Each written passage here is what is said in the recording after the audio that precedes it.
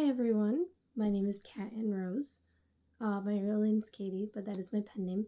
So the reason I am doing this video is because I want to get a few of my books published, and I've heard nowadays doing things online such as Instagram, YouTube, Twitch, anything like that will help kind of get your book out there so people can kind of hear from you from further away that you might not know. So I'll tell you a little bit about myself. I'm 24. I have been writing since I've been very little, maybe 7-ish. I don't know. One time I had about 8 stories at once, but of course, when you're little, you have so many ideas, and you kind of can't combine them, finish them, anything like that. My old friends and I, we used to write stories together, make ideas. I think I have an old binder somewhere of a really cool fairy tale kind of story, and I never finished it. I think I literally only had 1 chapter left and just stopped, and it's actually kind of stupid, so I'm not going to do it anymore. But yeah, I love to read. I love to write. As you can see, I have my wicked cool bookshelves over there. They're invisible bookshelves that I got at Barnes & Noble, and I'm actually working there too, which is the best thing ever. Working at a bookstore where you love to read and write. I read a lot of fiction, young adult.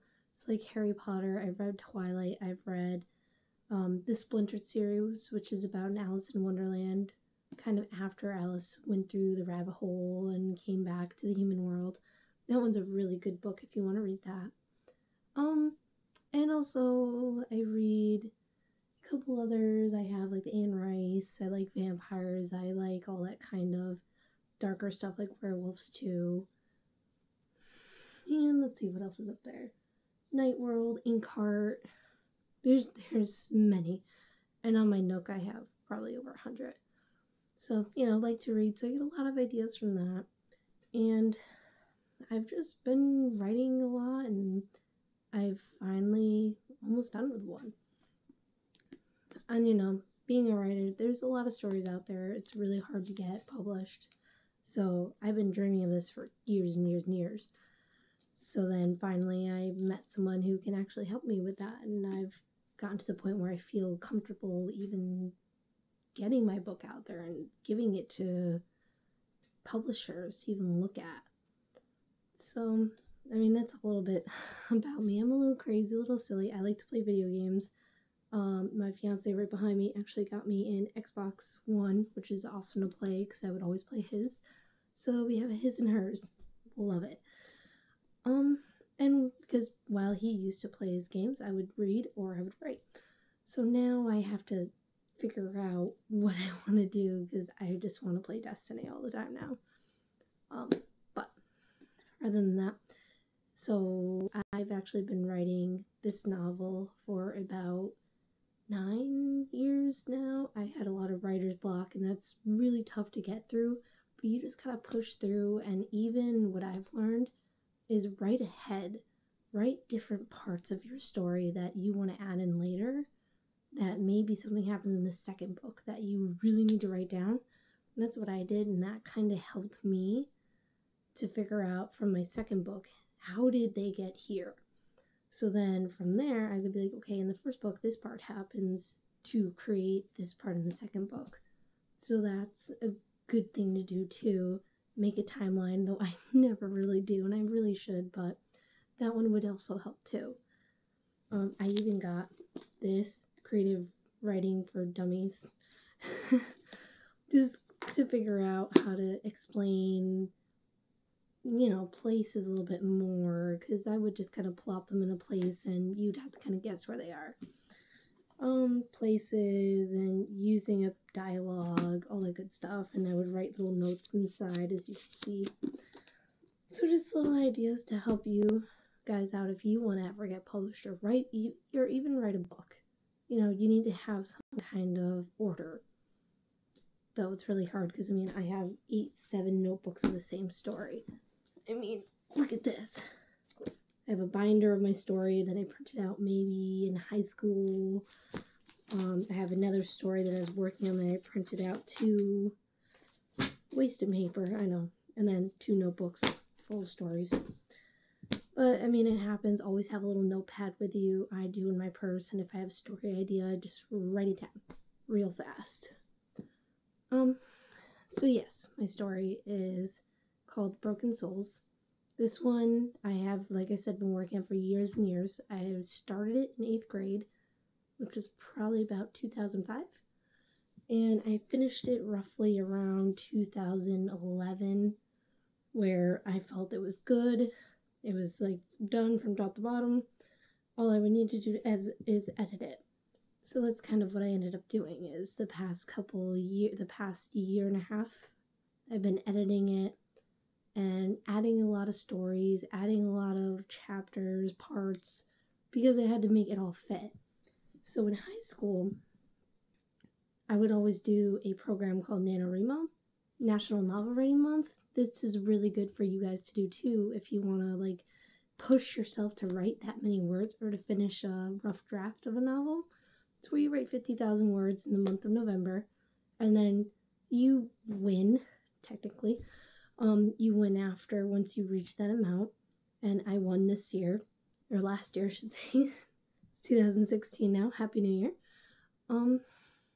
Yeah, and it was really fun. I did it to the story that I've been working on, but I did do the 50,000 words where I added tons of chapters. I added tons of dialogue and different things, and I've worked on the second book, and I worked on another book I was working on. So I kind of combined all of them. And, from that, you won some publishing information, you won some percentage off of publishing your book. You actually could win, which I'm going to make another video of later, is a place called Fast Pencil, and you could get your book printed for free.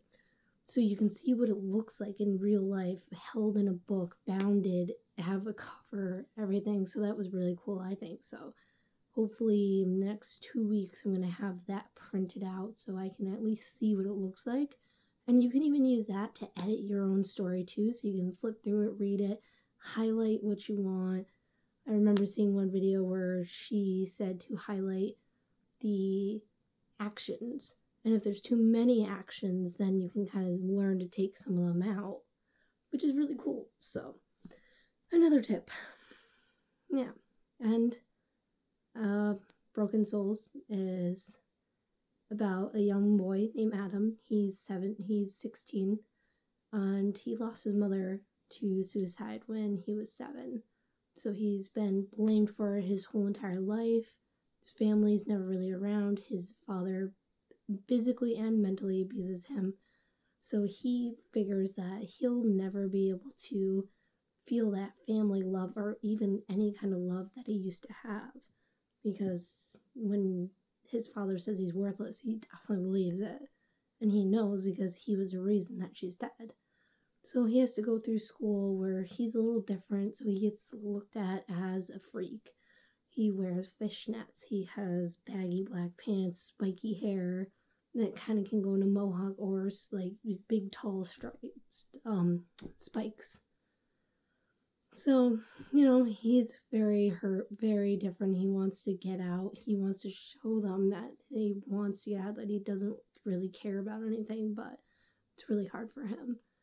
And when he meets Emily, who comes into school from the Cape, he notices she's very different. She has a skirt over her pants. She's very scared. She covers her face with her hair. She doesn't want to be noticed. She doesn't like anyone touching her. She was just very, very different, and she actually talked to him, which was really nice, where he was surprised. She didn't call him a freak. She didn't say he was scary looking or anything like that. She actually wanted to talk to him, which he felt was genuine, but he wasn't sure.